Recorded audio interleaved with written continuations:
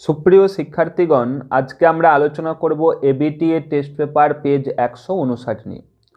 তো দেখো, প্রথম এমসিকিউ প্রশ্ন, সে প্রায় কান্দিয়া ফেলিয়াছিল, এখানে সে হলো, উত্তর হবে গ নদের চাঁদ। পরের প্রশ্ন, বিরাগীকে দেখে জগদীশবাবুর দুই বিস্মিত চোখ হয়ে গিয়েছিল, উত্তর হবে খ অপলক।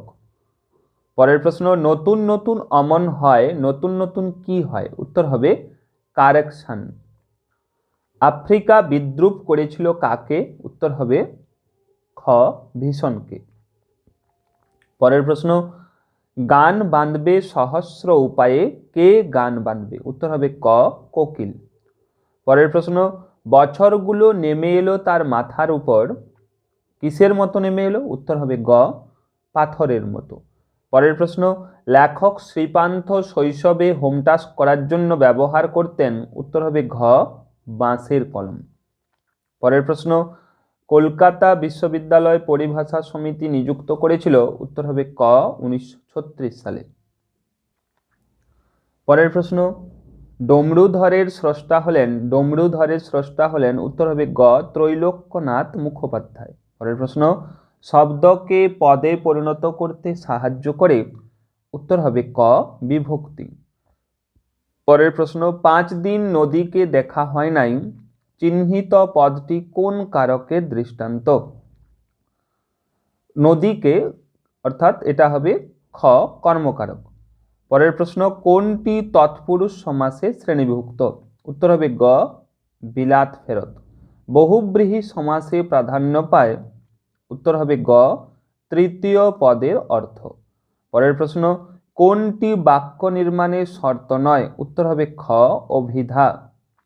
পরের প্রশ্ন, আমাদের মধ্যে যারা ওস্তাদ তারা ওই কালো জলে হর্তকি ঘোষত, বাক্যটি কোন শ্রেণীর, উত্তর হবে গ জটিল বাক্য।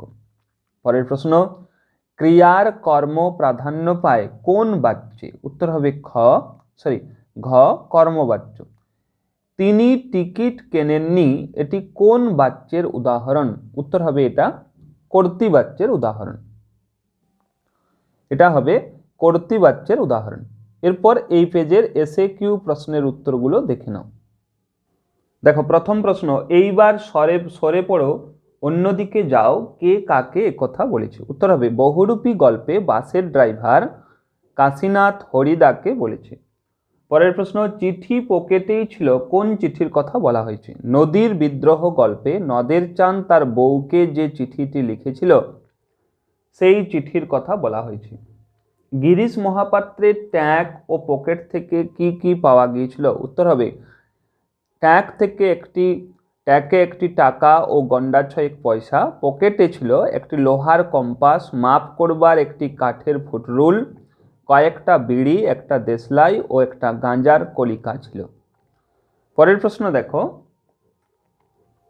পৃথিবীতে এমন অলৌকিক ঘটনাও ঘটে, অলৌকিক ঘটনাটি কি, উত্তর হবে অলৌকিক শব্দের অর্থ হলো যা লৌকিক নয়, অর্থাৎ যা অবাস্তব। তপনের প্রথম গল্প ছাপার অক্ষরে প্রকাশিত হবে, এটি ছিল তার কাছে কল্পনার অতীত।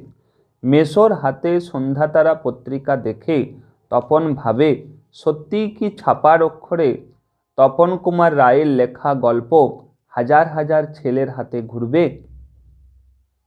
এই ঘটনাটাই তার অলৌকিক বলে মনে হয়েছিল। পরের প্রশ্ন, আকাশ বাতাসও এই আওয়াজে মুখরিত হয়ে উঠল, কোন আওয়াজে আকাশ বাতাস মুখরিত হয়ে উঠেছিল, উত্তর হবে অমৃত ইসাব অদল বদল অদল বদল।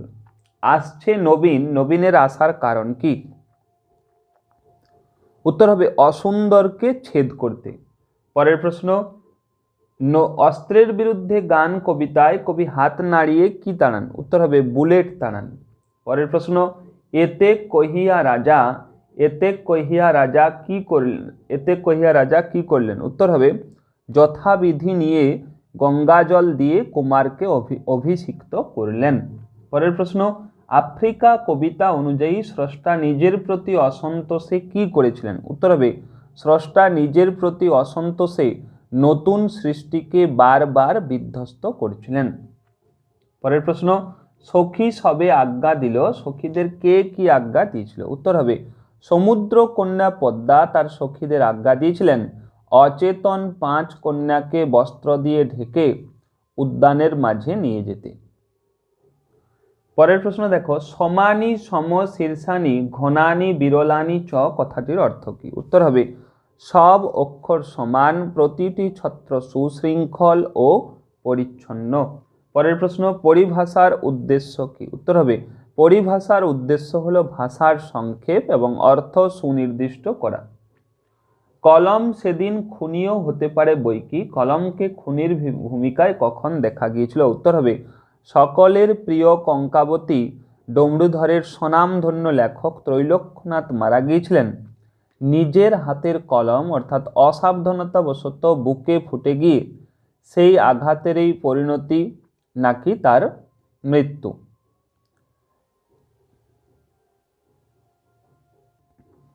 পরের প্রশ্ন দেখো, কালিদাসের এই উক্তি কাব্যের উপযুক্ত ভূগোলের নয়, উক্তিটি কি? হিমালয় যেন পৃথিবীর মানদণ্ড।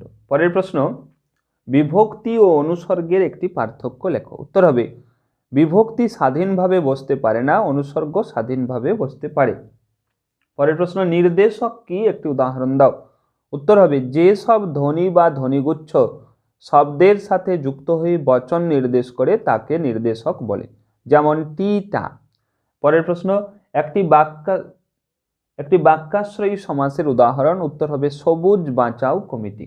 পরের প্রশ্ন, মৌমাছি শব্দটির ব্যাসবাক্য সহ সমাসের নাম লেখো। উত্তর হবে মৌ ভক্ষণকারী মাঝি মধ্যপদলোপী কর্মধারয় সমাস। পরের প্রশ্ন, সম্প্রসারিত উদ্দেশ্যের একটি উদাহরণ দাও। সাদা জামা পরা ছেলেটি স্কুলে যাচ্ছে। পরের প্রশ্ন, যে রক্ষক সেই ভক্ষক বাক্যটিতে সরল বাক্যে পরিণত করো বাক্যটিকে। উত্তর হবে রক্ষকেই ভক্ষক। পরের প্রশ্ন, কর্ম কর্তৃবাচ্য কাকে বলে? একটি উদাহরণ দাও। উত্তর হবে কর্মই যখন কর্তারূপে প্রাধান্য পায় তখন তাকে কর্মকর্তৃবাচ্য বলে, যেমন শাঁখ বাজে।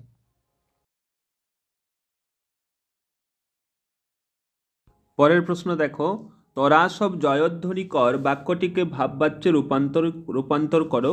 উত্তর হবে তোদের সব জয়ধ্বনি করা হোক।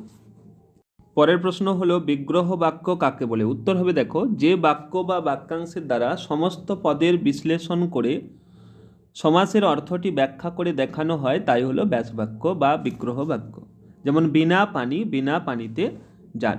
পরের প্রশ্ন, ঘাস জন্মালো রাস্তায় চিহ্নিত পদটি কারক বিভক্তি। উত্তর হবে অধিকরণ কারকে অন্তস্থ বিভক্তি। এরপর পরের প্রশ্ন দেখো, অর্থাৎ বঙ্গানুবাদের উত্তরটা তোমরা দেখে নাও। যেমন প্রথম লাইনের উত্তর হলো দেখো, ছাত্র জীবন হলো ভবিষ্যতের প্রস্তুতি পর্ব। 2 নম্বর লাইন, এটি হলো জীবনের সবচেয়ে গুরুত্বপূর্ণ সময়। 3 নম্বর লাইন, একটি ছাত্র আজকে যুবক কিন্তু সে আগামী দিনে একজন প্রকৃত মানুষ হবে। শেষ লাইনের উত্তর দেখো, একজন ছাত্র হিসেবে তার প্রথম কর্তব্য হলো